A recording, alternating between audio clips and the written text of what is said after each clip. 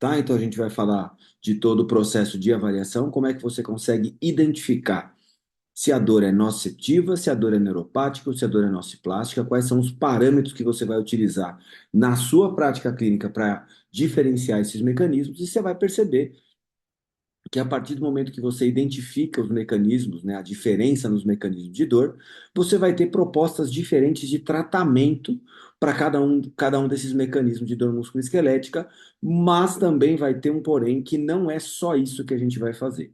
A gente precisa entender que não é só por mecanismos que a gente identifica os diferentes tipos de dor musculoesquelética. Então, eu vou falar um pouco para vocês também sobre fatores emocionais, sobre crenças dos pacientes. Então vamos tentar fazer uma abordagem bem ampla desse conceito para vocês hoje.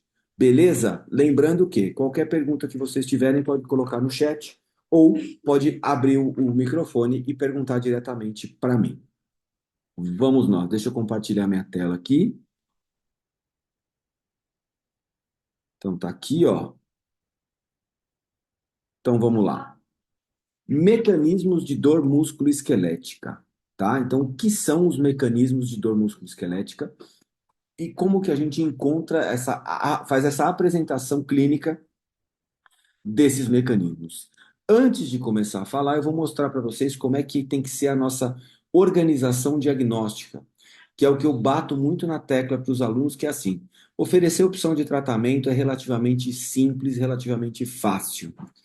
Ter uma opção de tratamento baseada num raciocínio clínico é diferente. Você vai ser mais assertivo, você vai dar mais resultado para o seu paciente, você vai aparentar para esse paciente mais autoridade e automaticamente você sabe quando você tem resultado, você tem mais indicações desses próprios pacientes e a gente sabe que os nossos consultórios, as nossas clínicas vivem de indicações dos nossos próprios pacientes, na maioria das vezes, independente da forma de captação de paciente que você tenha, a gente vive de indicações diretas. Então, para você ter um bom raciocínio clínico, eu aconselho você a estruturar muito bem a avaliação dos seus pacientes da seguinte forma: fazer primeiro uma boa anamnese, que é o primeiro tijolinho que você vai construir.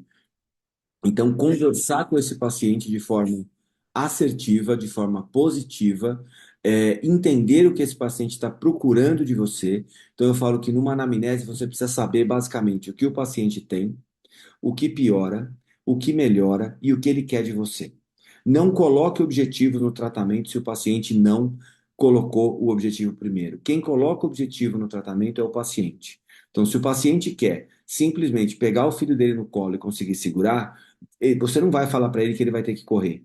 Você não vai falar para ele que ele vai ter que fazer alpinismo. Você vai ter que mostrar para ele como que ele vai ter recursos para pegar o filho dele no colo e segurar sem ter dor.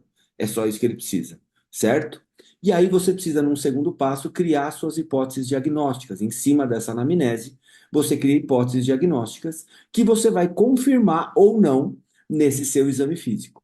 Então, quando você faz as hipóteses diagnósticas na anamnese, você vai lá para a parte do exame físico que você pode confirmar ou não essas hipóteses diagnósticas com o seu exame físico. E aí você vai fazer testes provocativos, testes sensitivos, testes motores, e aí tudo isso vai servir para você comprovar ou não aquelas hipóteses diagnósticas que você acabou de levantar, juntando a anamnese com o seu exame físico. Então, aí você concluiu tudo isso. Então, quando você tem uma conclusão, você tem um diagnóstico.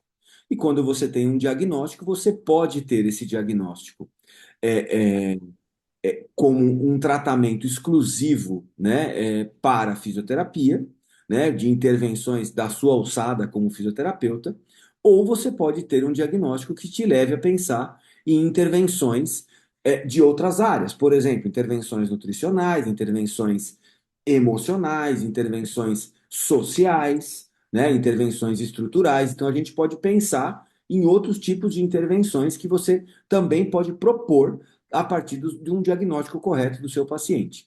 E, além disso, você precisa verificar e estabelecer com os seus pacientes nesse processo de raciocínio diagnóstico. Você precisa estabelecer o prognóstico do seu paciente. Então, assim, seu José, o senhor tem uma radiculopatia lombar, seu tratamento vai durar de 1 a 3 meses. Seu José, o senhor tem uma dor lombar crônica, seu tratamento é de 4 a 6 meses. Seu José, o senhor tem uma neuropatia periférica e seu tratamento vai funcionar por 4 meses, assim, assim, assim, e eu preciso de uma intervenção medicamentosa para conseguir te ajudar na evolução. Junto com tudo isso, você vai estabelecer as metas junto com o seu paciente. Então, você tem as metas do seu prognóstico e você tem as metas junto com o seu paciente, e essas metas junto com o seu paciente são metas assim. Seu José, o que que o senhor quer fazer que essa dor não deixa? Ah, eu quero conseguir dirigir até o interior para visitar sei lá quem. Ah, eu quero conseguir ficar muito tempo em pé, porque quando eu vou até o correio, quando eu vou até o banco, quando eu vou fazer alguma coisa, eu não consigo ficar muito tempo em pé. Ah, eu quero fazer não sei o que, não sei o que, não sei o que, porque eu não consigo não sei o que, não sei o que lá. Então, o que que você precisa fazer? Você precisa estabelecer as metas suas junto com o paciente, e a partir disso você consegue promover um tratamento assertivo e adequado. Então, o conselho que eu dou para vocês sempre, quando vocês olharem esse diagrama, é: se você está no passo 6, que é o tratamento, e a coisa não está andando como você gostaria, o maior conselho que eu te dou é: volta para o passo 1. Alguma parte do começo você errou. Você precisa voltar e fazer a anamnese de novo. Então, se você está fazendo o tratamento do seu paciente e depois de duas, três, quatro atendimentos, você não teve resposta nenhuma, nem na dor, nem na incapacidade desse paciente, conselho, volta para o passo um. Faz a anamnese de novo, estabelece as hipóteses diagnósticas, faz o seu exame físico, seus testes provocativos, seus testes neurológicos, seus testes sensitivos, seus testes de reflexo, estabelece o diagnóstico, verifica se tem necessidade de outras intervenções, estabelece o prognóstico e as metas do tratamento e começa a aplicar o tratamento de novo.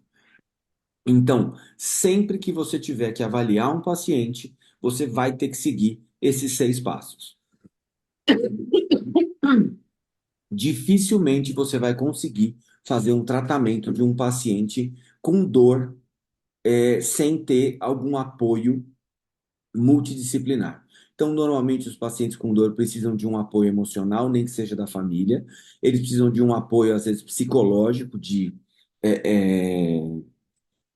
um profissional da psicologia mesmo. Às vezes, eles precisam até de um apoio psiquiátrico. Em alguns casos, pacientes com dores neuropáticas, por exemplo, pode ter indicação de um tratamento com um anestesista especialista em dor, para entrar com algum tipo de medicamento para poder te ajudar a fazer o tratamento dele. Então, não hesite em chamar ajuda. Essa é uma outra coisa importante que você tem que entender. Dor musculoesquelética nós não tratamos sozinho e a gente nunca vai querer tratar sozinho. Sabe por quê? Porque quase sempre, quando a gente inventa de tratar essas coisas, as dores sozinhos, a gente não consegue abraçar o mundo, não consegue resolver o problema. E aí, quem sofre é o paciente. Beleza? Então, conselho que eu dou para vocês: na dúvida, volte ao passo um. Faça uma anamnese de novo. E lembra, na anamnese, ela só é boa quando você escutar 4 coisas. Quando você escutar o que ele tem, o que piora, o que melhora e o que ele quer de você. Enquanto você não chegar nessas 4 coisas na anamnese, sua anamnese não está bem feita. E tem um estudo que eu gosto muito de citar aqui quando a gente fala de anamnese, que é o primeiro contato que você tem com o paciente, que eu falo o seguinte: nesse estudo ele avaliou pacientes que passaram por profissionais de saúde, tá? De todas as áreas, médicos, fisioterapeutas, fonoaudiólogos, enfermeiros e todos.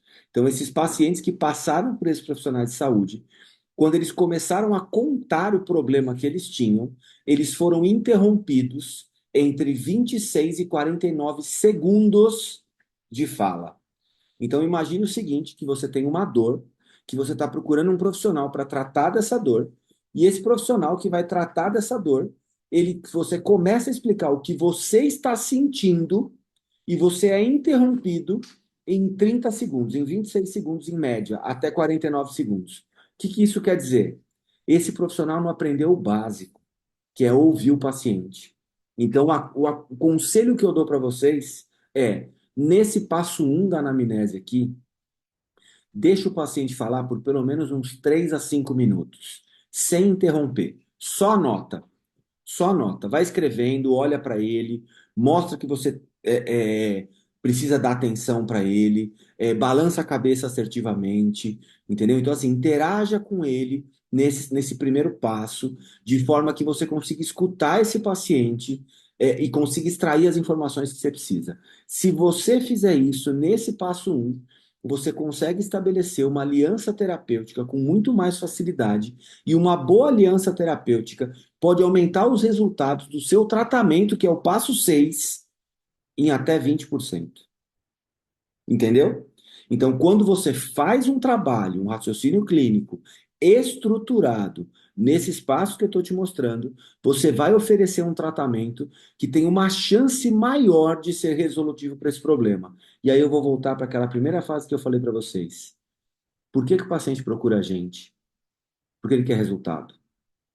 E a maioria das vezes ele vai vir de uma indicação de um outro paciente que já teve resultado.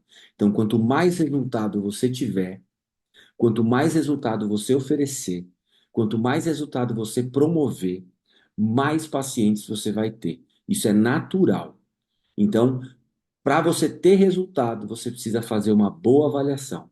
E para fazer uma boa avaliação e ter um bom raciocínio clínico, você precisa fazer anamnese, estabelecer a hipótese diagnóstica, fazer o seu exame físico, estabelecer o diagnóstico, verificar a necessidade de outras intervenções de profissionais de saúde, estabelecer metas junto com o seu paciente e oferecer o tratamento possível para esse paciente.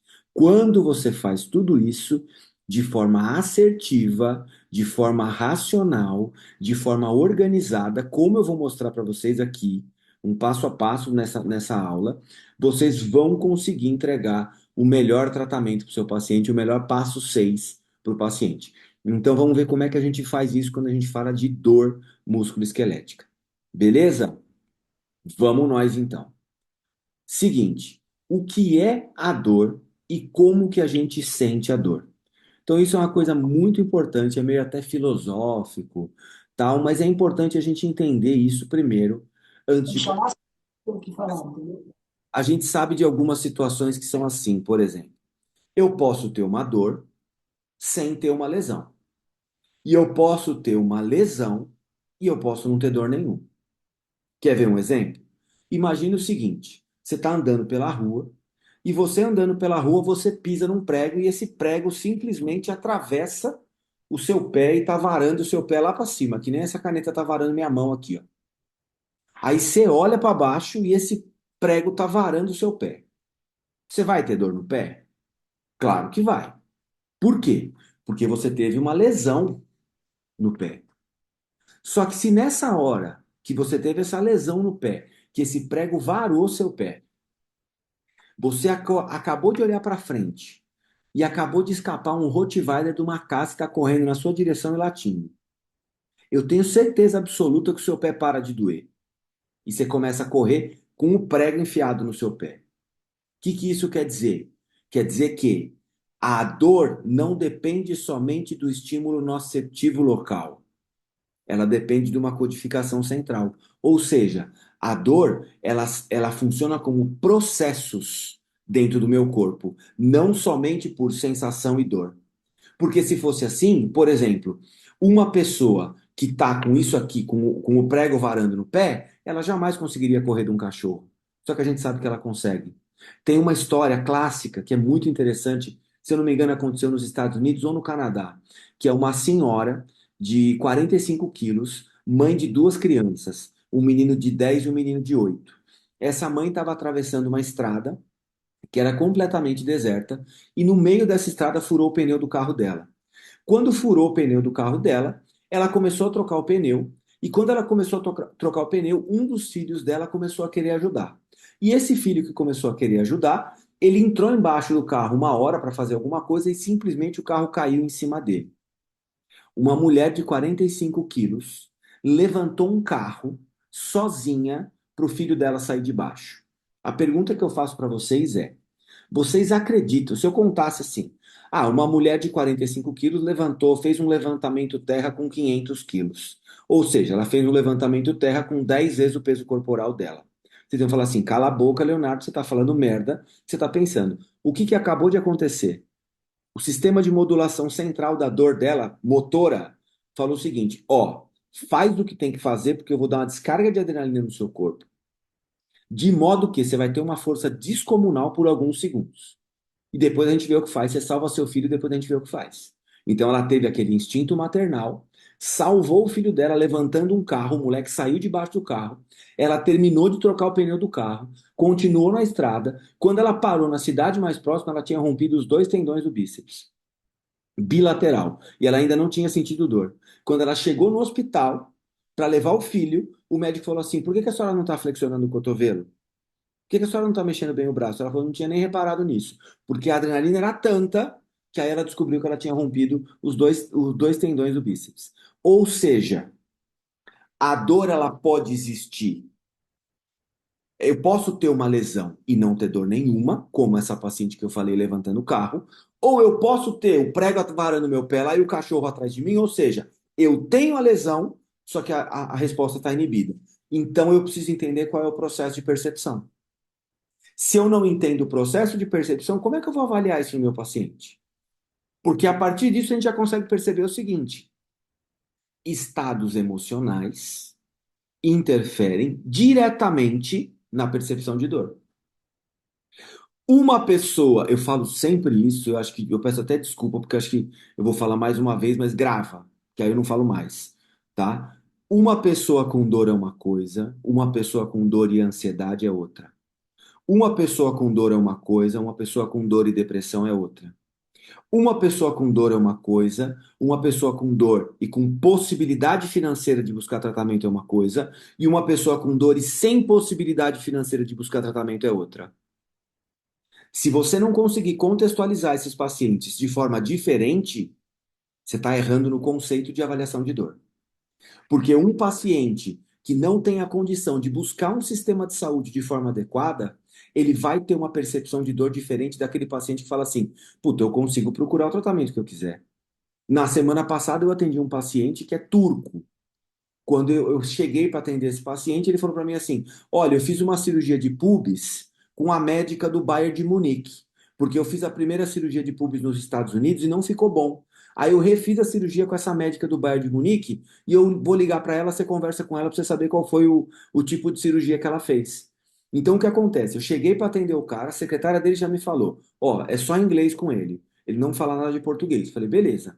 Aí cheguei lá, ele já me mandou falar com a médica dele que tinha feito a cirurgia. Você acha que esse paciente vai ter algum problema de procurar o melhor tratamento possível para ele? Não.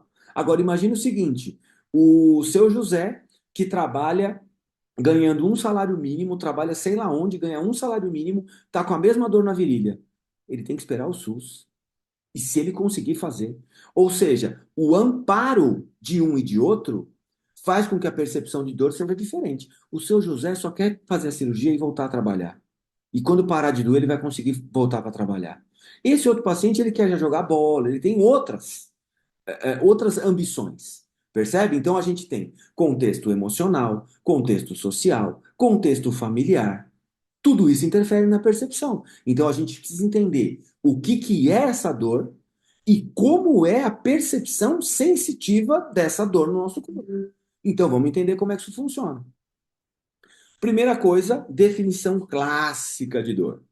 Então, aqui uma definição, se eu não me engano, esse aqui é de 2019, não, 2020 está aqui, ó, da IASP, da International Association for the Study of Pain, tá? Uma revisão dos conceitos, dos desafios e dos compromissos com relação à dor, tá? E aí a gente tem o seguinte, que a dor é uma experiência,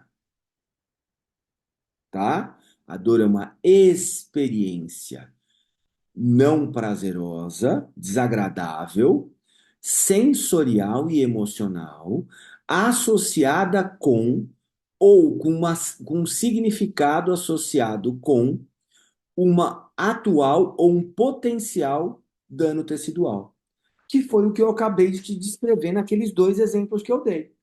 No cara que furou lá o pé e viu o Rottweiler correndo atrás dele, ou seja, ele tinha uma lesão, só que ele inibiu essa percepção dessa dor, porque o Rottweiler estava vindo, ele falou: bom, eu preciso salvar a minha cabeça e o meu pescoço, depois eu vejo o que acontece no pé. E aquela outra mulher que eu falei para vocês que levantou um carro e rompeu o tendão da cabeça longa do bíceps dos dois lados e não sentiu dor, porque a situação era diferente. Então eu posso ter uma lesão real e ter dor, e posso ter uma lesão potencial e ter dor. Sabe quando acontece isso, a lesão potencial? Tem vários vídeos assim que eu acho muito legais, especialmente com bebê. Tem um vídeo de um bebê que o cara tá segurando o bebê, aí ele bate assim a mão numa porta e faz barulho. E aí ele faz, e mexe na cabeça do bebê. O bebê começa a chorar. Por quê? Porque ele sentiu a ameaça. Na cabeça dele, ele bateu a cabeça. Então ele sentiu a ameaça daquilo. Os nossos pacientes também. Os nossos pacientes, quando eles têm dor lombar, por exemplo, eles olham um outro paciente abaixando e falam assim: Meu Deus do céu, eu não vou conseguir fazer isso. Ele nem fez movimento e ele já está sentindo dor. O que é isso? Uma lesão potencial que ele já está criando na cabeça dele sem realizar movimento algum. Paciente com hérnia fala assim: Olha, eu tenho hérnia, o médico falou que eu nunca mais vou poder agachar, hein? Nunca mais. O que isso quer dizer? É um erro absurdo do médico. Então, se a gente consegue entender o conceito, a gente vai conseguir aplicar na nossa prática clínica com mais assertividade. Então, mais uma vez, a dor é uma experiência desagradável, sensorial e emocional, associada com ou significativamente associada com uma lesão tecidual atual, real ou potencial, certo? E aí tem algumas recomendações que eu coloquei aqui embaixo que eu também achei importantes. A dor também é sempre uma experiência pessoal, que está influenciada de várias formas, de vários graus, pelos fatores biológicos, psicológicos e sociais. Ou seja, entender o seu paciente com dor é entender dentro do raciocínio do modelo biopsicossocial. Se você não conseguir fazer isso, você não vai conseguir entender esse paciente. Dor e nocicepção são diferentes. A nocicepção é uma coisa, a dor é outra. Então eu posso ter nocicepção sem ter dor, porque o cachorro está vindo, ou eu posso ter uma dor sem ter nocicepção ativada, certo? Que é o bebê, por exemplo, da parede. Então, dor e nocicepção são coisas diferentes. A dor não pode ser medida somente pela atividade dos neurônios sensoriais. Então, não somente a atividade dos neurônios sensoriais vai denotar diretamente o que é a dor. De acordo com as diferentes experiências de vida, os indivíduos podem aprender o conceito de dor. Então, de acordo com as experiências anteriores, ou dentro do contexto familiar, eles podem aprender o conceito de dor. Do mesmo jeito que você aprende um monte de coisa. Quer ver um negócio? Alguém tem pavor de barata na família. Isso vai passar. Sabe por quê? Porque assim, ó, o que vai acontecer? Quando aparecer a barata, essa pessoa que tem pavor de barata vai dar aquele puta grito e vai fazer aquele puta escândalo. Alguma criança vai assustar também e vai começar a associar aquilo, e aí pronto. Aí você tem uma família que tem medo de barata. E você começa a ter problema. Ou a gente tem, por exemplo, aquele paciente que fala assim: eu tenho hérnia, mas a família toda tem. Aí todo mundo na minha casa tem dor nas costas, não sei o que, é sempre assim. Ou seja, a dor tá aprendendo, né? Tá todo mundo pegando essa dor pela experiência mesmo. O relato pessoal de uma experiência de dor deve ser respeitado. E aí é uma coisa que eu sempre falo em sala de aula. Se eu pegar qualquer um de vocês aqui e entregar meu punho e falar assim, ó, tô com uma dor no punho, avalia para mim. Você vai avaliar meu punho, vai fazer flexo, extensão, desvio radial, desvio lunar, não sei o quê, não sei o quê, não sei o quê. E você vai falar assim: professor, você tem tal coisa assim, assim, assim. Aí quando você termina, eu vou falar assim: mentira, não tenho. Não tenho nada. Não tenho dor nenhuma no punho. Então, o que que isso quer dizer? Você não consegue olhar para um paciente e saber se ele tem dor ou não. Você não consegue fazer um teste e saber se aquela resposta que o paciente está te dando aquele teste é real ou não. Por exemplo, teste de apreensão do ombro. Ele pode dar positivo num paciente que tem uma instabilidade do ombro. Só que se o paciente está querendo ter o benefício do INSS, Quando o médico colocar o ombro dele assim, ele vai falar: Nossa, dói, dói, dói. Você vai falar que não dói? Você não tem como saber, entende? Então, a percepção individual do paciente, a experiência individual, o relato individual do paciente deve sempre ser respeitado quando a gente fala de dor. E, apesar da dor, normalmente ser servir como um sistema adaptativo, a gente pode ter efeitos adversos na função, tanto social quanto psicológica, no bem-estar psicológico do nosso paciente. Então, por exemplo, aquele paciente que tem uma dor, qualquer uma dor lombar, por exemplo, e vai ter um evento da empresa que ele vai ter que ir. E aí a mulher já fala assim, pelo amor de Deus, eu vou ter que colocar salto, pelo amor de Deus, eu vou ter que fazer não sei o quê, pelo amor de Deus, eu vou ter que fazer não sei o que lá, e eu vou ter que ficar muito tempo em pé, vou ter que ficar muito tempo sentada, vou ter que ficar, fazer isso, vou ter que fazer aquilo, e eu não tô conseguindo, não vou conseguir. Meu Deus do céu, como é que eu faço? Meu Deus do céu, o que que eu faço? Nossa, não pode ser. E não sei o que, não sei o que, não sei o que. Ou seja, essa paciente, ela começa a ter problemas funcionais por causa da dor, sociais, porque ela não está indo num evento social, e até psicológicos, de bem-estar psicológico, ela não está fazendo um evento da família dela, por exemplo, por causa disso. Então, a gente tem que entender o seguinte, que a descrição verbal é a única forma da gente entender os diversos comportamentos que esse paciente vai expressar a dor. E aí eu volto para aquele outro slide que eu falei para você da anamnese. Como é que você vai saber quais são as formas que o seu paciente está se comportando em relação à dor se você não escuta ele? A única forma de você entender o jeito que o seu paciente está se comportando a partir da dor é ouvindo o seu paciente e valorizando a história que ele está te contando. Porque ninguém sabe melhor a dor que sente que ele mesmo. Quem vai entender melhor a dor a não ser a pessoa que sente aquela dor? É isso. Então, todos os descritores que essa pessoa usar são importantes para o diagnóstico que você vai fazer. E a incapacidade de comunicar não nega a possibilidade tanto do humano quanto do não humano experienciar a dor. Ou seja, independente de ser um bebê ou ser um animal, ele também pode experienciar algum tipo de dor e a gente precisa valorizar. Tanto que tem até algumas escalas específicas que são usadas em veterinária e tem escalas específicas de dor que são utilizadas em bebês, por exemplo, para perceber se o bebê tá sentindo dor ou não. E antigamente, antes de perceber que o bebê também sentia dor, não era utilizada anestesia em alguns procedimentos. Então era tipo um crime que se fazia. Mas nem vamos tocar nesse assunto porque já dá pano para manga. Mas imagina fazer um procedimento num bebê sem dor, pensando que ele não vai sentir dor. E aí a gente tem fatores que podem estar associados à dor. Então aqui a gente pode ter componentes de movimento. Então eu posso ter, por exemplo, um paciente cardiopata ou um paciente asmático que vai ter dificuldade de realizar determinados movimentos por insuficiência cardíaca. E aí ele pode começar a ter uma dor nas costas por causa disso. Então eu tenho uma dor que pode ter um componente de movimento específico. Posso ter um paciente que tem alteração de força. Então quando ele começa a fazer força, ele tem uma falha porque ele tem dor. Posso ter um paciente que tem alteração de mobilidade e isso pode provocar dor. Então, a gente sabe, por exemplo, que a alteração de mobilidade do tornozelo pode levar o paciente a ter uma dor anterior no joelho, pode ser um fator. Ou uma alteração de mobilidade da coxa femoral pode levar o paciente a ter uma dor lombar, isso também é um outro fator.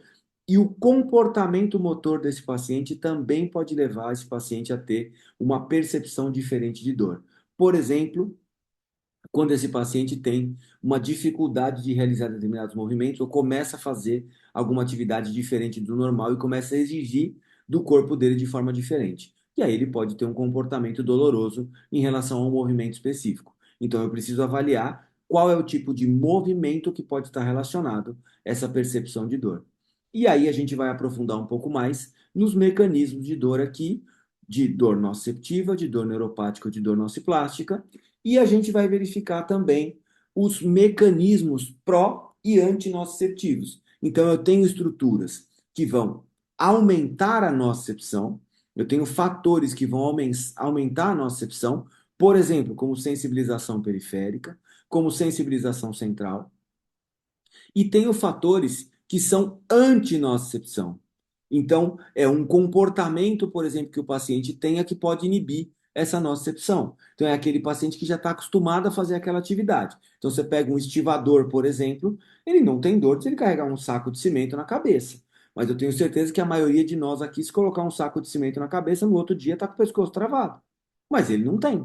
Por quê? Porque ele já tem uma certa adaptação naquela atividade. Então, um comportamento que seria nociceptivo para a maioria das pessoas, para aquela pessoa acaba não sendo. Então, uma carga de treinamento de um atleta profissional, para a maioria de nós, seria extremamente nociva. Mas para alguns atletas profissionais, aquilo é uma carga normal de um dia dele. Ou seja, pode ser nociceptivo para alguns e para ele é até antinociceptivo. Porque ele ajuda a liberar endorfina e ajuda ele em outros fatores também. E fatores psicossociais, que aí é o clássico. O paciente pode ter medo de movimento, pode ter comportamento mal adaptativo, pode ter baixa estratégia de autoeficácia, ou seja, ele nem sabe o que fazer quando ele tem dor, nem sabe para onde ele vai quando ele tem dor. E pode ter crença de medo e evitação também, por exemplo. E essas crenças de medo e evitação, ele fala assim: ó, depois que eu tive essa dor, eu nunca mais fui até o mercado e carreguei sacola numa mão só. Eu sempre divido o peso nas duas mãos para não ter problema. Então ele acabou de criar uma crença, um comportamento de medo e evitação a partir da crença que ele criou.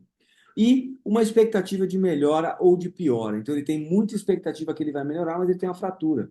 Você não vai melhorar tão cedo. Ou ele tem uma expectativa que qualquer coisa que ele vai fazer vai piorar. Então, esses são os fatores psicossociais que podem estar relacionados. Então, o que que eu tenho que levar em consideração? Esse diagrama que está aqui do lado esquerdo do slide. Então, eu tenho que verificar se o mecanismo é nociceptivo, se o mecanismo é nociplástico, se o mecanismo é neuropático. Preciso verificar quais as estratégias motoras relacionadas e psicossocial relacionadas. E a partir disso, eu tenho um modelo compreensivo da dor desse paciente, e é só isso que eu vou conseguir fazer. Então, aqui estão as quatro fases da dor que eu falei para vocês. Então, a primeira coisa, vamos fazer um reconhecimento aqui desse mecanismo. Então, a primeira coisa é assim: imagina que eu encostei um objeto pontiagudo no seu braço, uma faca. Então, eu peguei uma faca e encostei essa faca no seu braço. A partir do momento que eu encosto essa faca no seu braço, eu tenho uma transdução. O que é isso? Os seus receptores sensoriais percebem esse contato, percebem essa pressão, percebem esse contato, e a partir dessa percepção eu tenho uma transdução, que é o quê? Uma despolarização dos receptores sensoriais. E o que acontece na transdução? Eu tenho vários tipos de receptores sensoriais, e inclusive eu posso até fazer uma aula só disso, porque eu estudei no meu mestrado, no meu doutorado, no meu DO, a anatomia palpatória, especialmente a neurociência da sensibilidade. Então, o que acontece? Eu tenho vários tipos de receptores sensoriais, e esses receptores sensoriais, eles funcionam, um ele percebe calor, o outro ele percebe frio, o outro ele percebe tato leve, o outro ele percebe vibração, o outro ele percebe o tato mais profundo, e esses são os receptores normais. Só que eu tenho outras terminações que são terminações nervosas livres. E essas terminações nervosas livres, o que elas fazem? Elas funcionam como se fosse fio desencapado. Então imagine o seguinte, quando você encosta no braço a faca, o receptor de tato leve começa a perceber. Você vai fazendo a força. Conforme você vai fazendo a força, ela começa a cortar o tecido. Quando eu começo a ter uma lesão tecidual, o receptor sensorial não consegue perceber mais, porque ele já está sendo lesado junto. Nessa hora liga o alarme. Pá! O que é o alarme? Terminação nervosa livre. A terminação nervosa livre despolariza e transmite uma informação via gânglio dorsal para a medula. Nessa região da medula, eu tenho uma transmissão de informação para áreas superiores de percepção. Então, eu tenho áreas lá de cima do meu cérebro que percebem aquela lesão no meu braço lá. E a partir do momento que essa lesão é percebida, eu tenho um mecanismo modulatório descendente de resposta, que pode acontecer de várias formas. Por exemplo, se eu estou sendo agredido na rua por uma pessoa com faca, e ele cutucou a faca no meu braço, eu vou ativar meu sistema motor e vou tentar lutar com ele, tirar, afastar a faca de mim. Só que se eu tiver numa situação que ele está com uma arma na minha cabeça e ele colocou a faca no meu braço, então eu vou ter que inibir o meu sistema motor, porque senão eu vou tomar um tiro na cabeça. Então eu tenho uma modulação descendente que vai fazer com que eu tenha uma resposta, que pode ser uma simples resposta de retirar o braço, de empurrar a pessoa, alguma resposta rápida, ou pode ser até uma resposta mais elaborada de tentar montar uma estratégia para conseguir tomar a faca do rapaz. Certo? Então lembra, para ter a percepção de dor, para ter a sensação de dor, vai acontecer, primeiro, uma transdução, que é uma ativação de normalmente fibras A e fibras A delta, que são as terminações que vão fazer isso. Aí eu vou ter uma transmissão medular. Essa transmissão medular vai chegar na área de percepção cerebral e eu vou ter um mecanismo descendente modulatório, que vai gerar uma resposta específica, que pode ser às vezes até gerando mais dor, tá? Então, em alguns casos, isso aqui pode até gerar, esse mecanismo modulatório descendente pode até gerar mais dor. Então, a gente vai ter alguns mecanismos de dor que eu vou entrar com estratégias no mecanismo descendente modulatório para tratar. E outros eu vou trabalhar na transmissão. E outros eu vou trabalhar na percepção. Depende. Então, eu preciso entender como que é o contexto dessa percepção de dor no meu paciente. E isso tudo vai acontecer em pacientes com dores nociceptivas, com dores neuropáticas e com dores nociplásticas. Então, como é que funcionam esses mecanismos de dor musculoesquelética? Na prática, vamos entender. Então, o que que é a tal da dor nociceptiva, tá? Que é a primeira, mais fácil que a gente consegue entender e decodificar. A dor nociceptiva, ela tem três principais características. Primeira coisa, sensibilização dos nociceptores, ou seja, tecidos não nervosos, não neurais, estão sensibilizados. Uma entorse de tornozelo, um corte na língua, mordi a bochecha, bati a cabeça em algum lugar. Então, eu tenho uma sensibilização dos nossos setores. O que que acontece nesse momento? Eu tenho uma percepção de ameaça lá nos centros superiores, porque eu tenho a transdução, a transmissão e a percepção, e aí eu vou ter uma resposta, que pode ser uma hiperalgesia. Então, assim, puta, torci o tornozelo, meu pé tá bombando, assim, ó. Isso é uma hiperalgesia lá no pé. Ou eu posso ter uma alodínia, que é o quê? Essa alodínia é quando eu tenho, por exemplo, um estímulo que não deveria gerar dor no pé, começa a gerar dor no pé. Então, por exemplo, eu faço um estímulo vibratório no pé do meu paciente e ele começa a sentir dor por causa desse estímulo vibratório. Ou então, o que pode acontecer ainda é que eu tenha, por exemplo, uma, é, uma hiperpatia. E essa hiperpatia é quando eu tenho uma resposta aumentada. Então, um estímulo doloroso, ele está extremamente aumentado naquela região. Então, ó, meu tá doendo o pé todo porque eu torci o tornozelo, não sei o quê, não sei o quê, não sei o quê. Então, eu vou ter uma resposta à nocicepção com uma hiperalgesia, uma alodínia ou uma hiperpatia, certo? Então, dessa forma, eu vou conseguir identificar se meu paciente tem uma dor nociceptiva. E aí, então, exemplos clássicos de dores nociceptivas. Então, exemplo clássico, depilação. Então, quando o paciente faz uma depilação, ele tem pequenas lesões nos folículos pilosos e vai gerar uma dor nessa região por causa disso. Cortes na pele, dores nociceptivas. Injeções geram dores nociceptivas, aquele vermelhinho depois da injeção. Entorse de tornozelo, traumas esportivos em geral, se não teve fratura, e a fratura também é uma dor nociceptiva, no geral, tá? Então aqui são as dores nociceptivas e na clínica, como é que a gente consegue identificar uma dor nociceptiva? Por exemplo, como é que eu identifico se o meu paciente tem uma entorse de tornozelo na clínica? Eu posso utilizar aquelas regras de Ottawa. Então eu faço a palpação daqueles pontos e eu verifico se ele teve alguma lesão ligamentar no tornozelo, ou faço um teste de gaveta no tornozelo. Então, os testes provocativos, os testes ortopédicos, normalmente eles servem para detectar nocicepção local. Aquele cluster de Lasnet que a gente usa para avaliar a dor sacroiliaca, ele é o quê? Ele é uma forma de avaliar se o meu paciente tem uma nocicepção e essa nocicepção está relacionada com a sacro ilíaca. Então, eu faço testes provocativos para verificar se eu tenho dores nociceptivas. Então, é o mais simples, o mais básico e o mais fácil da gente encontrar na prática clínica. Só que vai ter um probleminha mais para frente. Então, essa dor nociceptiva em geral, ela vai ser bem localizada. Pode ser, por exemplo, um trigger point, que é uma nocicepção muscular. Ela vai ser normalmente pontual. Ela vai ser bem específica. E ela pode ser até difusa, mas na maioria das vezes ela é regional. Ela é bem localizada. Então, pode ser um trigger point de romboide, pode ser um trigger point de subescapular, pode ser uma dor ligamentar, uma tendinite, por exemplo, uma tendinose. Então, essas são nocicepções, dores nociceptivas clássicas, dores de mecanismo nociceptivo clássico. E elas são identificáveis normalmente pelo histórico do paciente e por testes provocativos. Beleza? Depois a gente vai ver como é que a gente pode fazer uma proposta de tratamento para esse paciente dessa condição.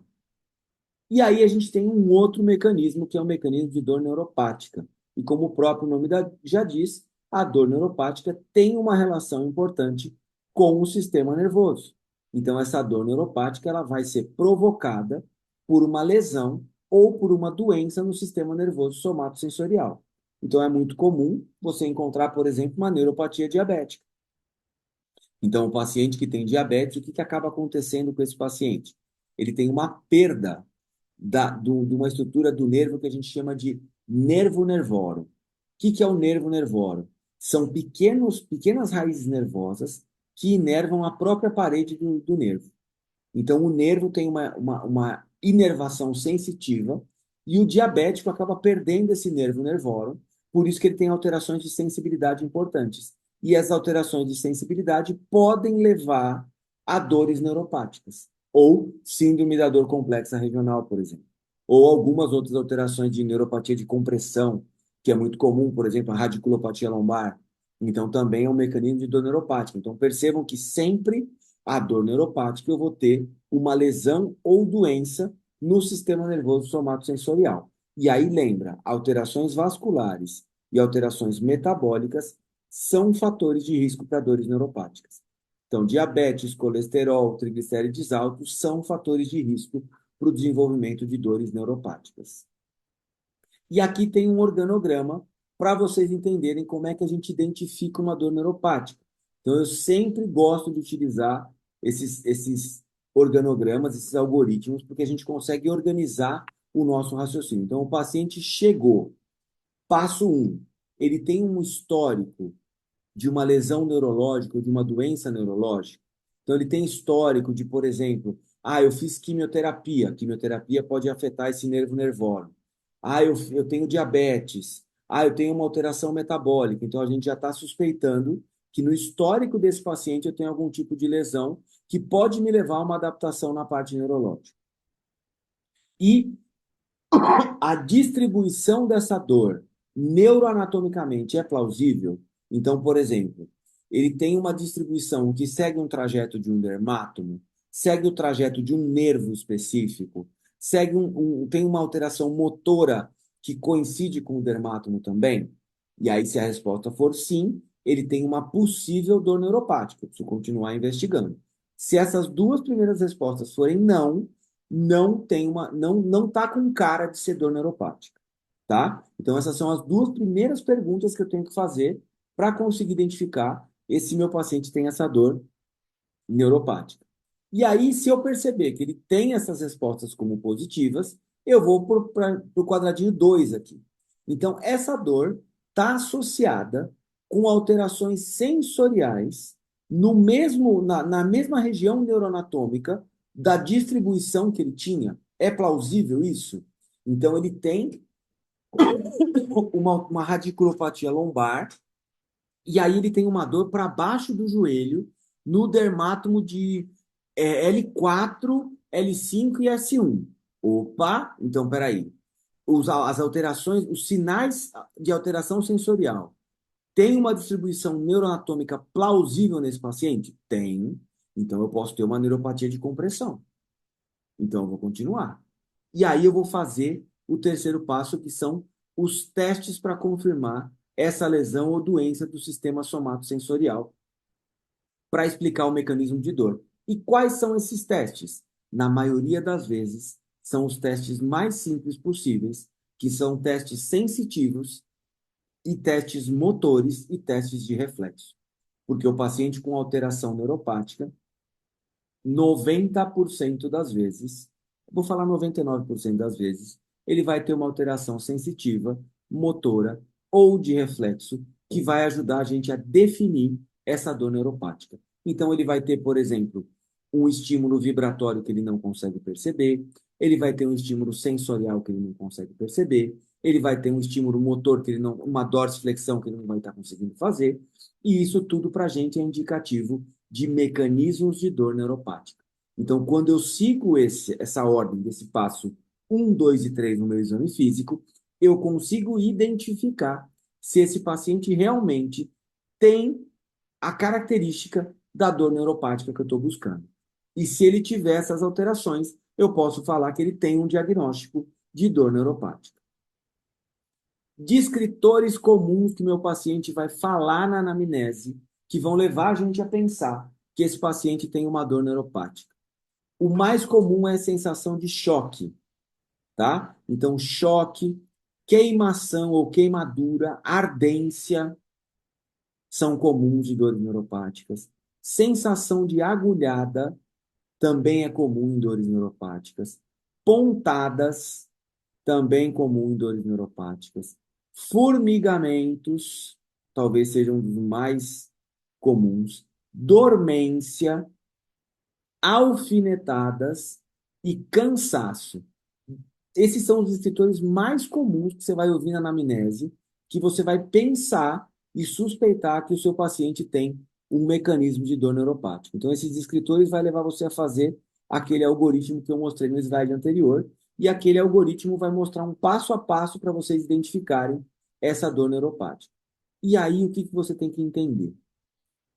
Esses sinais e sintomas que o paciente pode apresentar, como, por exemplo, dor, anestesia, redução da força, alodínia, hiperpatia, hiperalgesia, atrofia, hiporreflexia, hipotonia, espasticidade, é o que você vai encontrar no seu exame físico. Só que o que a gente tem que pensar? O que a literatura diz é o seguinte: quando o seu paciente tiver uma neuropatia e essa neuropatia se traduzir por aumento da atividade neuronal, o prognóstico é melhor. Quando o seu paciente tiver uma neuropatia e ele tiver uma redução da atividade neuronal, o prognóstico é pior. Por isso está escrito aqui do lado esquerdo do slide positivo e do lado direito negativo. Então, o que quer dizer? Se o seu paciente tiver uma neuropatia e ele tiver dor, e ele tiver alodínia, hiperalgesia, espasticidade ou hiperpatia, esses são sinais de aumento da atividade neuronal. Isso quer dizer que ele vai ter um bom prognóstico de tratamento. Então, quando o seu paciente tem dor, alodínia, hiperalgesia, espasticidade ou hiperpatia, ou um deles só, indica para a gente um bom prognóstico de uma dor neuropática. Quando começa a ser um problema? Quando o seu paciente tem redução da atividade neuronal. Aí é a hora que começa a dar merda, porque o prognóstico é pior. Então, quando ele tem redução da atividade neuronal, o que vai acontecer? Ele vai ter anestesia, redução de força, atrofia, hiporreflexia ou hipotonia. Então, quando ele tiver os sinais relacionados à redução da atividade neuronal, o prognóstico é pior. Então, você tem que levar isso em consideração na hora da avaliação. E o que pode acontecer ainda? O seu paciente ter sinais positivos e sinais negativos. Então, ele vai ter, por exemplo, uma hiporreflexia mais uma alodínia. Ele vai ter dor, alodínia e redução da força, por exemplo. Então, ele pode entrar num padrão misto, mas se ele tiver de um lado só, você pode determinar e sem medo de errar. Isso são fatores preditivos, tá? Então, você pode determinar, e sem medo de errar, que se ele tiver aumento da atividade, o prognóstico é melhor. Se ele tiver diminuição da atividade, redução da atividade neuronal, o prognóstico é pior. Agora, para e pensa. Eu tenho certeza que todos esses sinais que eu estou falando, tanto de dor nociceptiva quanto de dor neuropática, você já pensou em algum paciente seu. Quantos pacientes que você já atendeu de mecanismo de dor neuropático que tinham sinais de aumento de atividade neuronal? Na minha prática, não tem uma porcentagem disso, eu fui até procurar quando eu encontrei quando eu montei essa tabela, eu fui até procurar para ver o que que eu encontrava disso aí. O que eu descobri foi o seguinte, que a maioria dos meus pacientes com dores neuropáticas tem um prognóstico ruim. Tem mais sintomas, sinais e sintomas negativos do que positivos. Então, eu não sei se é uma realidade clínica em geral ou se é uma realidade minha clínica, tá? Mas foi uma coisa que me chamou a atenção. Porque quando eu comecei a fazer o comparativo, eu comecei a perceber que, assim, a maior parte dos meus pacientes tem redução de atividade. A maior parte deles. Quase nenhum dos meus pacientes, o único sinal que tem de aumento de atividade é dor. A maioria dos sintomas estão sempre do outro lado. Então, lembrem dessa tabela quando a gente estiver falando de prognóstico do nosso paciente, que são as metas, né, que eu mostrei lá para vocês no primeiro slide, são as metas do tratamento. E aí, o que que a gente precisa entender?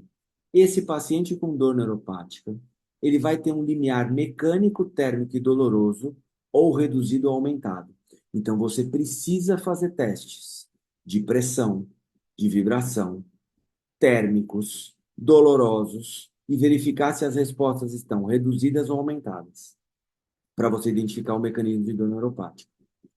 E os fenômenos de hiperalgesia, que é o aumento da atividade dolorosa, a alodínia, que é um estímulo não doloroso levando à dor, a hiperpatia, que é aquele estímulo que está aumentado demais, e a hiperestesia vão estar exacerbados. Então, todos esses fenômenos sensoriais vão estar alterados no seu paciente com essa dor neuropática, tá? Então, você precisa diferenciar esse mecanismo de dor com testes mecânicos de pressão, de tato leve, de tato mais profundo, de vibração, testes térmicos e testes dolorosos e verificar se a resposta está reduzida ou aumentada. Aí imagina o seguinte, você faz um teste de vibração com diapasão e seu paciente sente dor. Isso é uma alodínia, porque o estímulo vibratório não deve produzir dor. Percebe? Então, com os testes sensoriais e motores, você consegue definir esse mecanismo de dor neuropática. Mas, como eu gosto e adoro e vibro, nós temos problemas.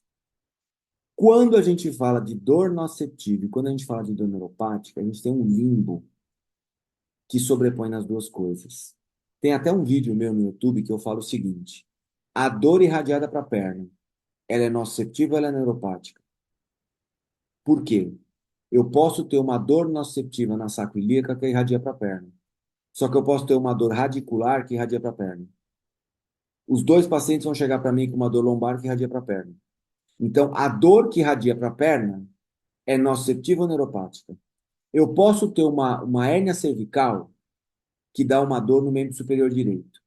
Só que eu posso ter um trigger point do escaleno que dá uma dor no membro superior direito.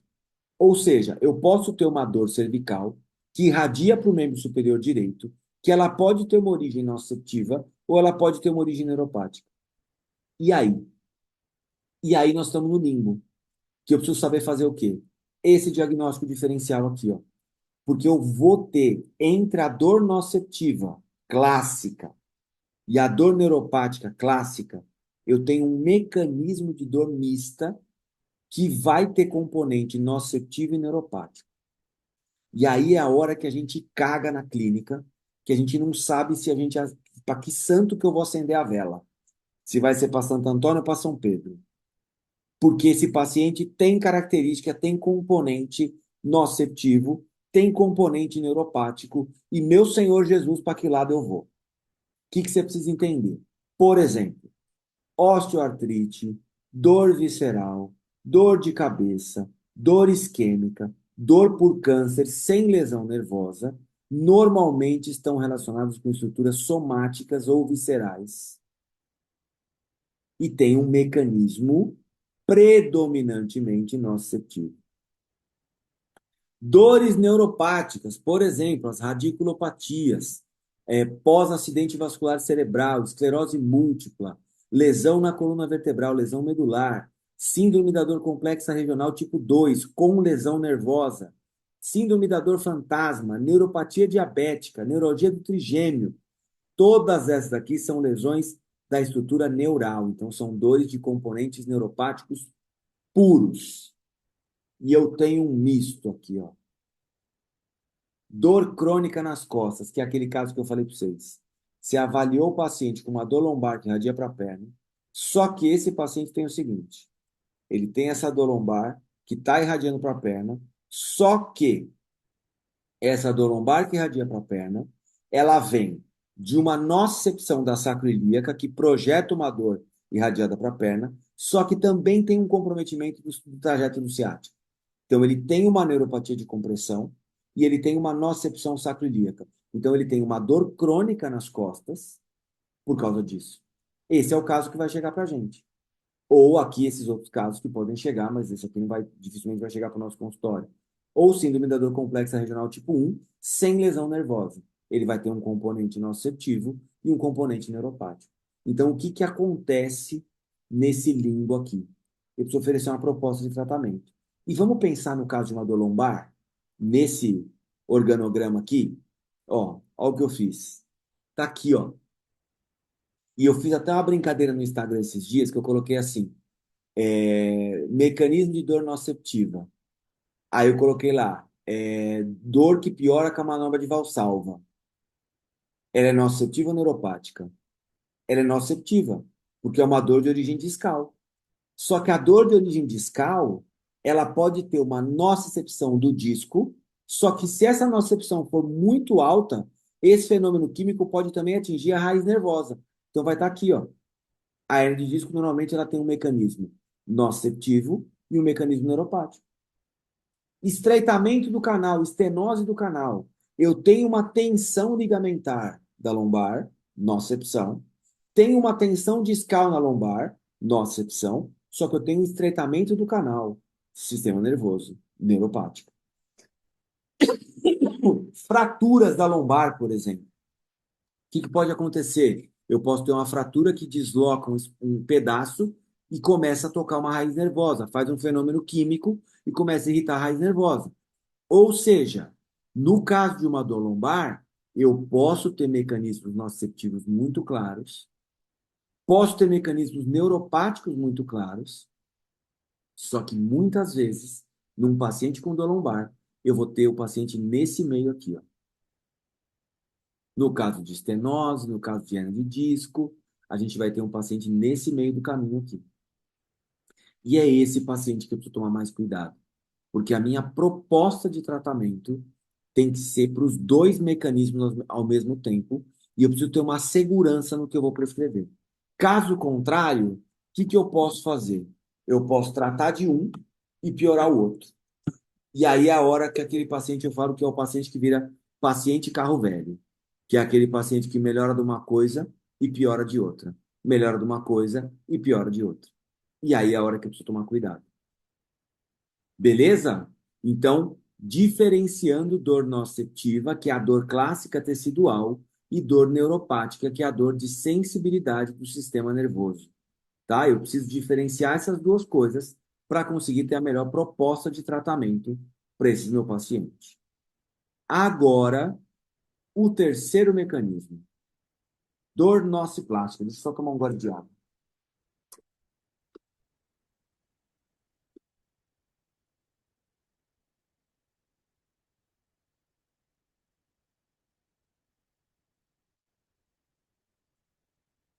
Quando nós falamos de dor nociplástica, lembrando que esse conceito de dor nociplástica é um conceito recente, e essa imagem aqui que eu coloquei está mostrando uma hiperativação do quê? Do sistema de percepção, que é cerebral, lembra? Então vamos lembrar de novo, ó. eu tenho a transdução, eu tenho a transmissão, eu tenho a percepção e a modulação descendente, certo? A dor nociplástica, ela vai agir, sabe aonde? Na percepção cerebral lá em cima, na maioria das vezes. Então, o que que vai acontecer?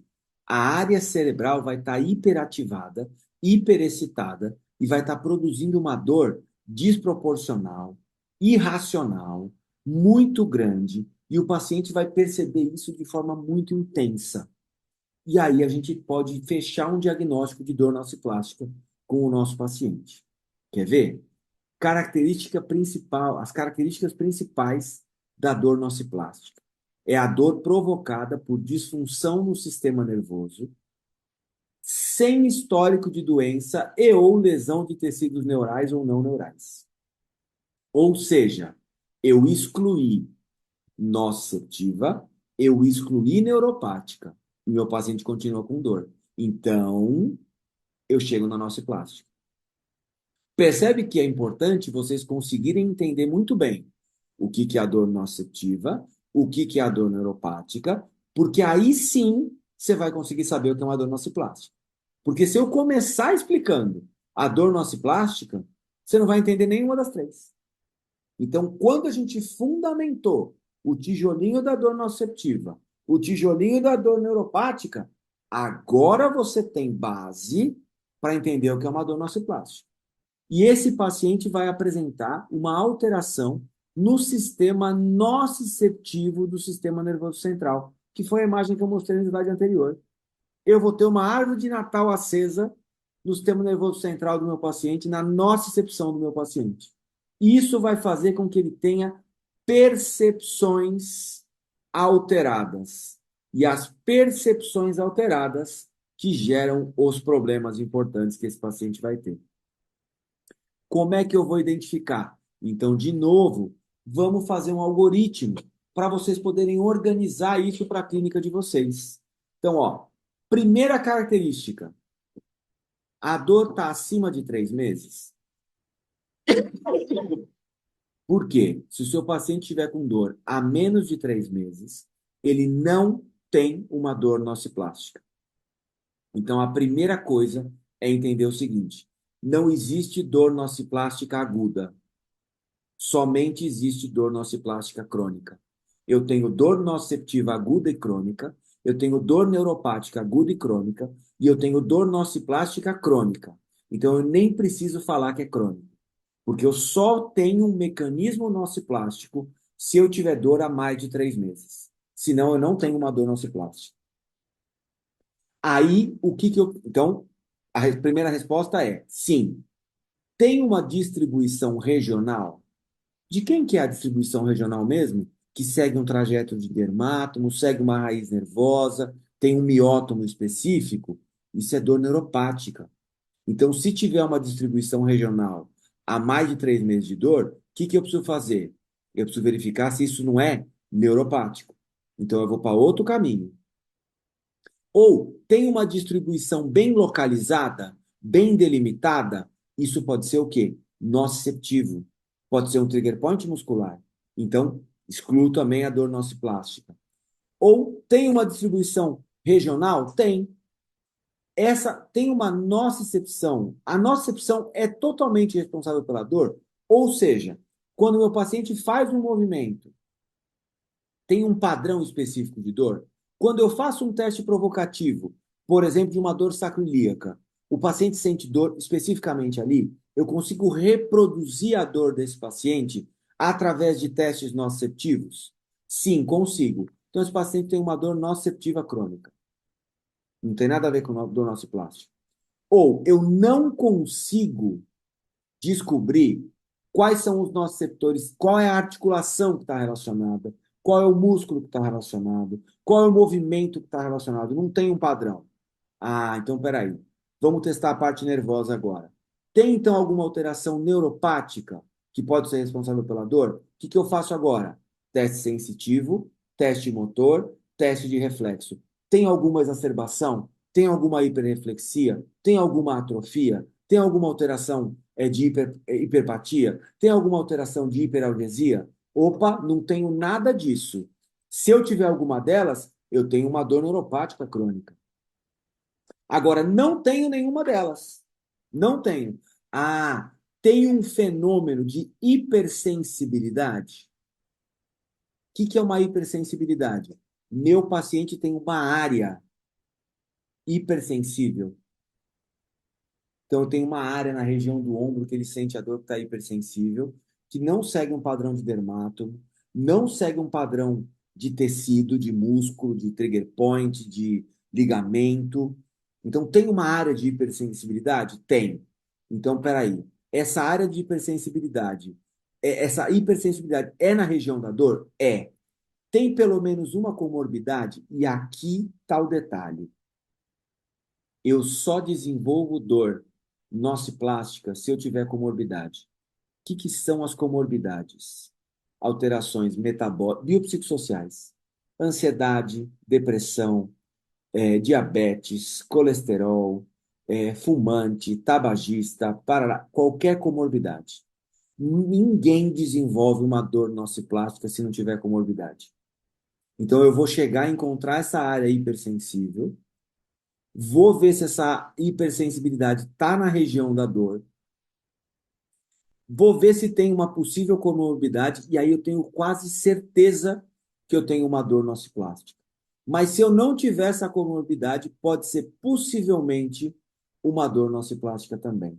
Mas 99% dos pacientes que eu atendo, de novo, é um dado clínico meu, tá? Não está em nenhum estudo, tem algum tipo de comorbidade. Então, tem uma ansiedade, tem uma depressão, tem alguma alteração relacionada, entendeu? Então, a gente precisa tomar um pouquinho, ter essa atenção especial aí nesse paciente com essa dor nociplástica. Então, ó, de novo, a dor está há mais de 3 meses? Sim. Tem uma distribuição regional? Sim. Tem uma nocicepção? Não. Tem algum mecanismo neuropático? Não. Tem uma hipersensibilidade, um fenômeno de hipersensibilidade na região da dor? Sim. Tem uma comorbidade? Tem uma dor nociplástica. Quais são as características que a gente vai perceber? As respostas dos pacientes vão estar amplificadas, desproporcionais, exageradas demais, tanto com estímulo quanto sem estímulo. Então é aquele paciente que fala assim: meu Deus do céu, quando eu começo a me mexer, essa lombar parece que vai explodir. Eu não consigo me movimentar. E aí eu fico com dor que cai até minha pressão. Ou seja, ele já tem um envolvimento do sistema nervoso autonômico na percepção da dor dele. Então, ele tem respostas vagais mais exacerbadas, que ele fala assim, eu desmaiei de dor. É o mecanismo nociplástico. Então, o que a gente precisa fazer? A gente precisa entender esse mecanismo e oferecer a melhor proposta de tratamento. Mas eu só vou conseguir entender um mecanismo de dor nociplástico se eu souber diferenciar uma dor nociceptiva e uma dor neuropática. Senão eu nunca vou chegar num mecanismo nociplástico. Beleza? Seguinte, e na prática, como é que eu faço? Na prática, eu vou fazer o seguinte: eu vou primeiro identificar. Esse paciente tem uma distribuição local, tem uma distribuição específica, ou não tem um padrão de distribuição. E aí eu vou verificar se é uma dor nociceptiva, se é uma dor neuropática ou se é uma dor nociplástica. Então, de acordo com a distribuição da dor. Resumindo para vocês, o que a gente vai ter? O mecanismo de dor nociceptivo não vai ter uma presença de hiperalgesia ou de alodínia. Normalmente isso vai ser, a hiperalgesia vai estar normal, a alodínia pode ser local. Só por uma sensibilidade mesmo. Então, imagina uma entorse de tornozelo, se eu pego um diapasão e encosto no ligamento. O que vai acontecer? Vai ter uma alodínia, então o estímulo vibratório vai acabar gerando dor. E esse estímulo vibratório que acaba gerando dor, ele é um estímulo, não é um estímulo que deveria provocar dor. Isso é uma alodínia. Hiperpatia não vai estar presente na dor nociceptiva. O limiar de dor vai estar reduzido no local. Então, no local da nocicepção, no local da dor na sacroiliaca, da nocicepção sacroiliaca, ele vai ter um limiar reduzido de dor ali. Então, quando você palpar, vai incomodar mais do que palpar em outro local do corpo dele, e não vai ter o fenômeno da somação temporal. Se o paciente tiver uma dor neuropática, a hiperalgesia vai estar aumentada, então ele vai ter uma hipersensibilidade do sistema nervoso. A alodínia local também, porque é a dor neuropática, eu vou falar um negócio aqui, mas entendam bem o que eu estou falando. A dor neuropática é uma nocicepção do nervo, tá? Então, a dor neuropática é uma dor nociceptiva de origem nervosa, então por isso que ela é chamada de neuropática, tá? A hiperpatia vai estar presente no local. Eu vou ter um limiar reduzido no local ou até aumentado no local, como eu mostrei para vocês, e eu vou ter uma somação temporal presente também no mecanismo de dor neuropática. Se meu paciente tiver uma dor nociplástica, o que, que vai acontecer? Ele vai ter uma hiperalgesia difusa, uma alodínia remota, então às vezes ele vai ter uma alodínia, às vezes nem vai ter, mas não vai ser no local da dor, vai ser mais à distância. Então ele vai ter uma área de hiperalgesia primária e uma área de hiperalgesia secundária, que não vai ter uma relação de distribuição de dermátomo, de tecido, de nada.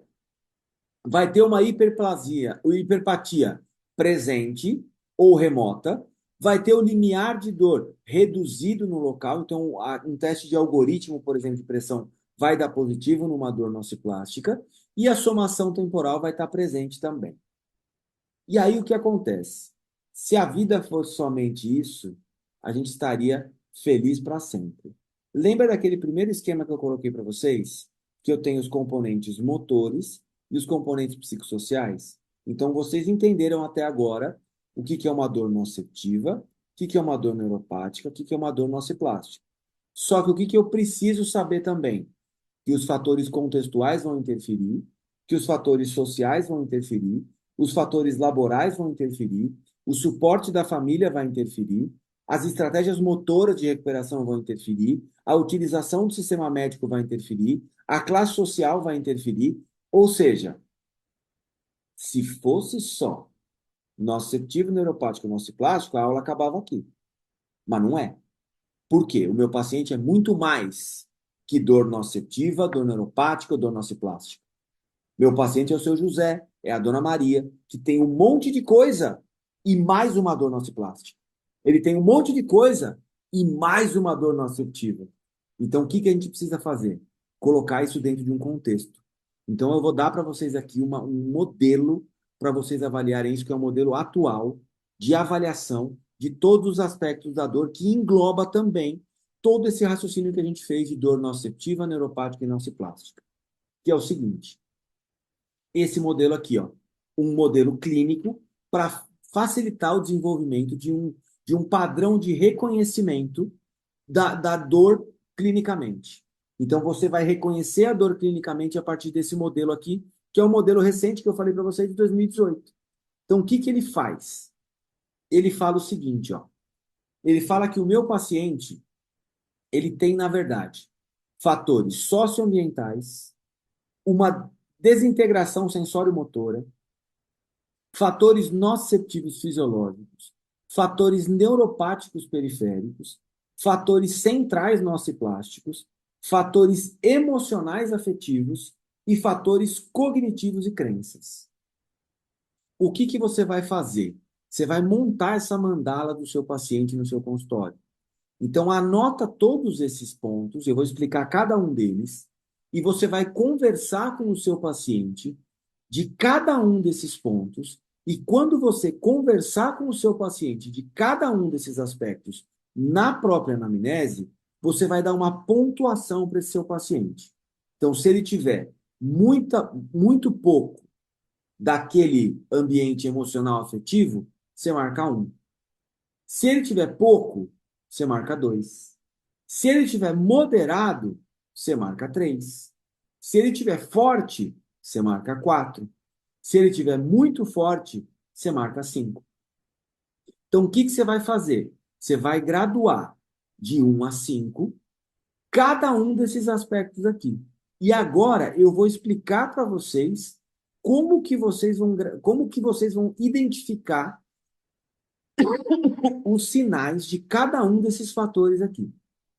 Então, eu vou passar em cada um deles, e aí vocês vão anotando o que tem de importante de cada coisa, para vocês conseguirem colocar na prática clínica de vocês. Então vamos lá. Ó. Quando é neuropático periférico? A gente acabou de ver, mas eu vou repetir.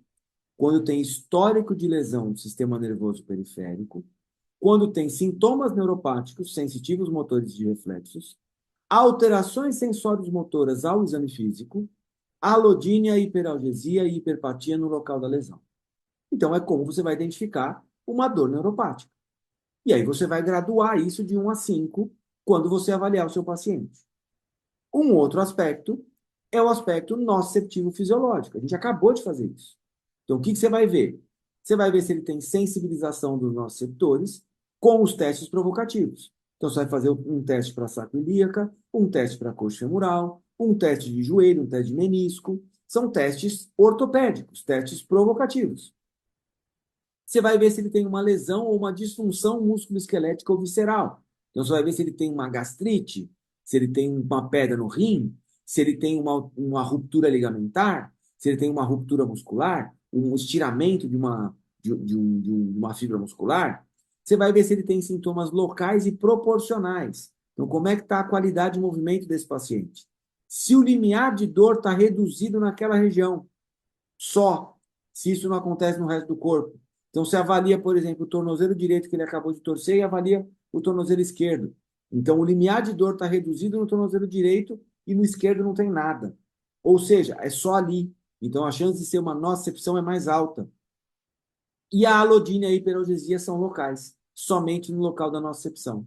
Então, aí você gradua se ele tem um driver nociceptivo.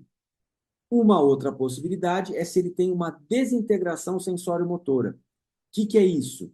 O seu paciente tem alterações importantes, por exemplo, de propriocepção, distúrbios sensoriais de esquema corporal. Então, assim, ele não consegue compreender o movimento, não consegue executar um movimento com exatidão. As respostas que ele tem do sistema nervoso central são generalizadas. Então, ele não consegue fazer testes simples. Então, não consegue sustentar o corpo num pé só. Não consegue ficar sentado muito tempo sem ficar balançando. Isso indica... O paciente, por exemplo, tem um subgrupo de pacientes com dor cervical que são os pacientes com desintegração sensório-motora. Então, esse subgrupo dos pacientes cervicais, a gente trata com movimento, com propriocepção. A gente nem vai usar muito terapia manual nesse tipo de paciente. Por quê? Porque nem vai adiantar muito a terapia manual para esse cara. É muito mais exercício de controle que ele vai precisar. Exercício de controle motor é muito indicado para esse grupo aqui, tá? Então é aquele paciente que tem uma descoordenação de movimento. Então ele tem distúrbio sensorial e de esquema corporal. Então ele não consegue desenvolver passo, a marcha é diferente, então ele dá uma hora um passo maior, um passo menor, não consegue ter uma estratégia de sentar, tem que pensar para fazer alguma estratégia motora mais elaborada. Então, circuitos que você faz no consultório, ele tem dificuldade de passar. Então, ele tem alterações sensórias motoras importantes. Fatores socioambientais, influência cultural e fenômeno do ambiente. Por exemplo, o paciente vem de uma cultura que sentir dor é normal, é sinônimo de virilidade. Então, algumas tribos indígenas falam que o homem tem que suportar a dor, por isso que eles fazem aquela luva com aquelas saúvas. Não sei se vocês já viram que é um ritual de passagem para a vida adulta, que o homem na tribo tem que pegar uma luva de palha cheia de formiga saúva, e aí coloca as formigas lá dentro da luva, e ele tem que ficar com as duas luvas cheia de formiga tomando picada e dançando e fazendo um ritual. Então, o que acontece? O ritual desse paciente é sentir dor. Então, para ele, sentir dor é normal. Então, você precisa ver o seguinte: tem alguma influência cultural nessa percepção de dor desse paciente? O ambiente que ele está mais propenso à dor ou não? Então, assim, aquele cara que está no trabalho dele, no ambiente de trabalho dele, onde está todo mundo afastado por dor cervical. E ele começou a sentir dor cervical agora. O que ele está pensando? Pô, eu vou me afastar também. Está todo mundo afastado por causa de dor cervical. Fudeu. Relação com as atividades sociais e pessoais. Então, por exemplo, essa dor não impede a dona Maria de acompanhar o marido nos eventos do trabalho. Ou essa dor impede o seu José de jogar bola com os amigos. Então, ele começa a ter alterações de atividades sociais e pessoais por causa dessa dor. E acesso a tratamentos e funcionalidade em geral. Uma das coisas que a gente tem percebido nos últimos anos e nos últimos estudos é que os pacientes que têm mais acesso ao sistema de saúde adequado têm uma tendência a cronificar menos a dor. Não que eles sintam menos dor, mas eles cronificam menos e eles têm menos tempo de sintomas. Pacientes de classes sociais mais baixas têm uma tendência a ter sintoma por mais tempo. E esses sintomas às vezes são mais intensos, porque ele nem sabe para onde recorrer. E aí, a gente também tem fatores cognitivos e crenças. Então, por exemplo, crenças irracionais, que é aquela história que o paciente fala para você: olha, eu sei que depois dessa dor eu nunca mais vou conseguir andar. E daqui eu vou para uma cadeira de roda. Ninguém vai ficar numa cadeira de roda por causa do maior de disco. Mas ele colocou isso como crença dele. Pensamentos e comportamentos dolorosos. Então, esse paciente tem um pensamento e um comportamento que exacerba o quadro de dor dele. Mudanças de memória, de raciocínio e de linguagem. Então, ele começa a ter alteração cognitiva por causa da alteração da dor. Então, isso aqui precisa fazer um bom diagnóstico diferencial, mas pode ser um problema importante para a gente num mecanismo até nociplástico mais intenso. Enfrentamento e autoeficácia. Como é que ele faz a autogestão dos sintomas dele? Então, como é que ele consegue fazer a autogestão dos sintomas? Então, ele tem alguma estratégia de melhorar a dor? Então, assim, ó, aí você pode ensinar para ele. Olha, é o seguinte, seu José, quando você estiver com muita dor, você vai fazer esse exercício aqui, ó. Assim, assim, assim, assim. Ou seja, você dá estratégias para ele conseguir conviver com a dor dele. Isso é muito importante, porque às vezes ele está fazendo as estratégias que não são boas. E aí, nesse campo cognitivo, nessas crenças, ele acaba criando crenças. Ah, não, o dia que eu subi na árvore, eu melhorei. Então, ele vai querer subir na árvore toda vez. E o dia que ele não tiver uma árvore para subir, ele não melhora da crise. Então, dá uma estratégia de autoeficácia, parte do nosso tratamento. E aí, isso vai também gerar uma amplificação do quadro de dor. Então, pode exacerbar a percepção do quadro de dor desse paciente também. E o campo emocional afetivo, que talvez seja um campo muito importante e muito afetado hoje em dia. Então, emoções envolvidas com a experiência dolorosa. É aquele paciente que fala assim: olha, essa dor é insuportável, essa dor é chata demais, essa dor é irritante. O que ele está fazendo? Ele está dando características pessoais para uma dor. Que chato é uma pessoa, irritante é uma pessoa. E ele colocou a dor como chata, a dor como irritante. Então, o que que isso quer dizer? Ele personificou.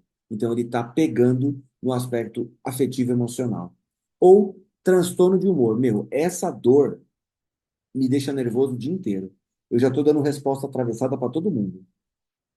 Já estou xingando todas as pessoas que trabalham comigo. O pessoal já sabe que eu estou com dor forte quando eu começo a dar patada. E não sei o quê, não sei o quê, não sei o quê. Ou seja, ele está começando a ter transtorno de humor por causa do desequilíbrio, por causa da dor.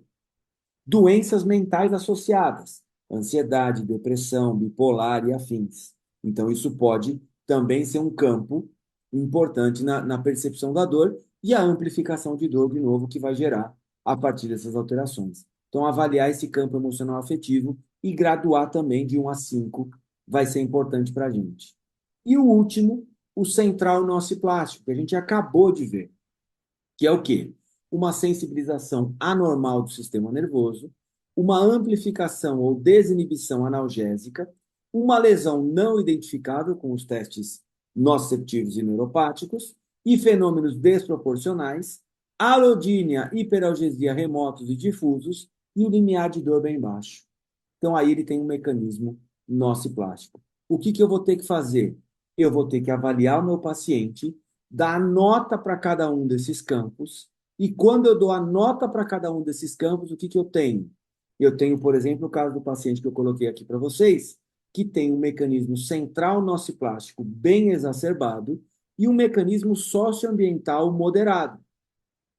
Então, a minha intervenção nesse paciente aqui com dor musculoesquelética, aí o neuropático periférico também moderado. Então, o meu paciente, nesse quadro aqui que eu preenchi, o que que eu vou ter que fazer? Eu vou ter que dar uma ênfase no mecanismo de tratamento, de estratégia de tratamento para o mecanismo central nociplástico, socioambiental, que eu posso fazer muito com educação em dor, neuropático periférico também vai ser importante, e o resto vai acabar melhorando sozinho. Por quê? Porque eu tenho esse aqui como os campos principais. Então, quando eu consigo fazer uma avaliação e colocar nessa mandala, distribuir dessa forma, o que que vai acontecer? Eu vou conseguir entender melhor por onde eu começo. Porque, como eu falei para vocês, paciente com dor é paciente complexo. Se fosse paciente simples, resolvia tomando aspirina, mas não é. Então, o que acontece? Essa é uma forma de vocês avaliarem, de vocês graduarem, uma forma simples de vocês graduarem, para vocês conseguirem oferecer o melhor tipo de tratamento na prática clínica de vocês. E aí, como é que a gente trata, então, de tudo isso? Então, como é que a gente vai desbravar essa mata para conseguir tratar esses pacientes com dor e oferecer o melhor tratamento possível? Então, de novo, vamos fazer aquele negócio que eu gosto pouco? Vamos utilizar a ciência. Então, aqui é um estudo clássico do Kathleen Skula, que fala o seguinte: uma abordagem de tratamento baseada em mecanismos para o fisioterapeuta manejar a dor. Então, como é que a gente pode abordar e tratar esse paciente através dos mecanismos de dor com a nossa intervenção fisioterapêutica? Lembrando que a nossa intervenção fisioterapêutica pode ser de hands-on ou pode ser hands-off. Então, eu posso utilizar eletroterapia, eu posso utilizar terapia manual, posso utilizar massagem, posso utilizar exercício. Eu tenho várias modalidades de exercício diferentes. Então, assim, o que que eu vou usar para tratar desse paciente e como que vai ser a melhor estratégia para isso? Então, tá aqui o diagrama que eu vou mostrar para vocês. Primeira coisa, nessa primeira fileira de cima aqui, ó, que está a letra A, a gente tem os locais de ação baseado num fenômeno mecânico e os tratamentos mais comuns dessas 5 subcategorias de dor, tá? Primeira coisa que a gente tem que reparar: dor nociceptiva, exercício. Dor nociplástica, exercício. Dor neuropática, exercício. Fatores psicossociais, exercício. Alterações motoras, exercício.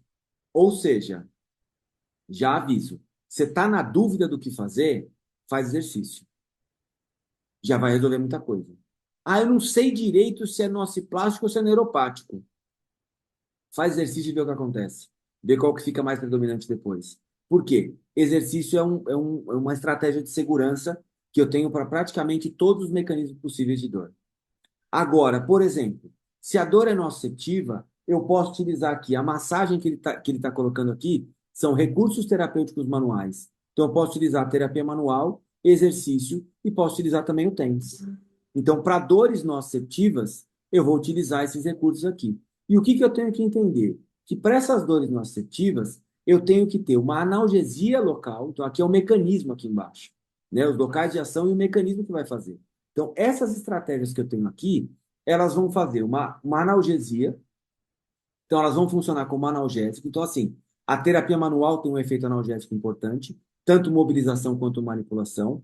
As técnicas miofaciais também servem para isso, podem funcionar como analgésicos e podem ajudar até o paciente a entrar num exercício.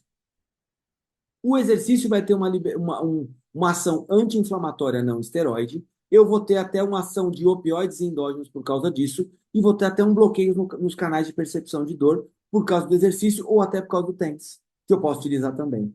Então, quando eu falo de um mecanismo nociceptivo, exercício, terapia manual e o TENS como eletroterapia, ou até o laser, se for um tendão específico, um ligamento específico, vai ajudar.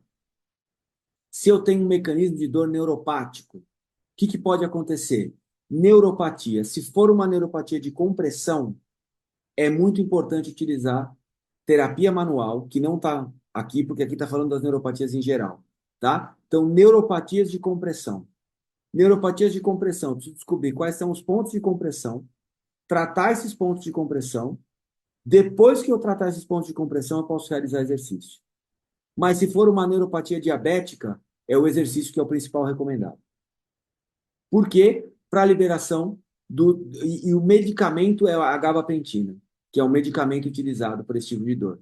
Então, eu posso ter o auxílio medicamentoso para esse paciente. Se eu tiver um mecanismo de dor nociplástica, eu preciso de educação. Porque lembra, o nociplástico tem uma exacerbação, ele vai precisar de muita educação em dor. ele vai precisar entender o que está acontecendo com ele vai precisar organizar isso na cabeça dele, senão ele não vai ter estratégia de auto-eficácia. E aí o que que vai acontecer? Ele vai ficar enxugando gelo. Então eu posso utilizar manobras de manipulação na dor nociplástica, que ajuda bastante a controlar, a ter um efeito analgésico importante. Posso utilizar técnicas miofaciais também. Devo utilizar exercício, porque não tem tratamento de dor nociplástica sem exercício. E utilizar o TNS também ajuda nesse paciente. Mas, por exemplo, o TNS eu posso utilizar para fazer uma proposta de exercício. Então, o paciente chega com uma dor nociplástica muito exacerbada. O que que eu faço? Eu vou lá e quando ele está com essa dor exacerbada, eu coloco o TNS e depois eu coloco ele para fazer exercício. Então, ajuda bastante na organização do tratamento, tá? Porque eu vou precisar. E aí, a dor nociplástica, alguns médicos de dor já têm essa noção, eles recomendam a utilização de antidepressivos. Mas o antidepressivo na dor nociplástica, ele não vai agir como antidepressivo, porque ele vai ser uma dosagem mais baixa. Então, vai ser um antidepressivo tricíclico, só que, como ele tem uma dosagem mais baixa, ele vai funcionar como se fosse um analgésico potente. Entendeu? Porque ele não vai conseguir agir como antidepressivo porque a dose está menor. E às vezes o paciente fala assim: pô, tô com essa dor, o médico mandou tomar antidepressivo, eu não estou com depressão. E aí eu tive que explicar para muitos pacientes: assim, ó, não é para depressão. É o que acontece é o seguinte: você tem um mecanismo de dor que responde ao antidepressivo, mas esse antidepressivo está agindo no seu corpo como se fosse um analgésico potente.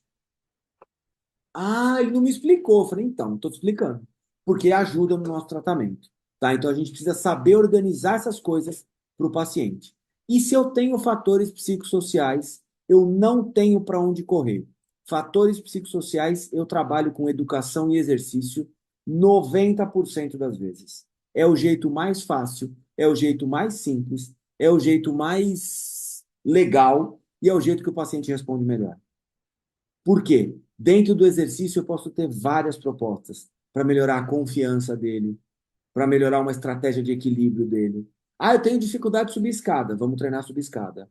Ah, eu tenho dificuldade de ficar muito tempo sentado, vamos ficar sentado. Eu tenho dificuldade de ficar em pé, vamos treinar ficar em pé. Entendeu? Então, assim, na proposta de exercício, eu coloco a proposta de educação. Então, os pacientes com fatores psicossociais, é muito importante você saber dosar essas duas coisas. E além disso, o paciente pode ter aquela alteração motora, e aí, de novo, né? A manipulação pode ajudar, a mobilização pode ajudar, e educação e exercício também vai ajudar bastante esse paciente. E um medicamento que pode ajudar é o relaxante muscular.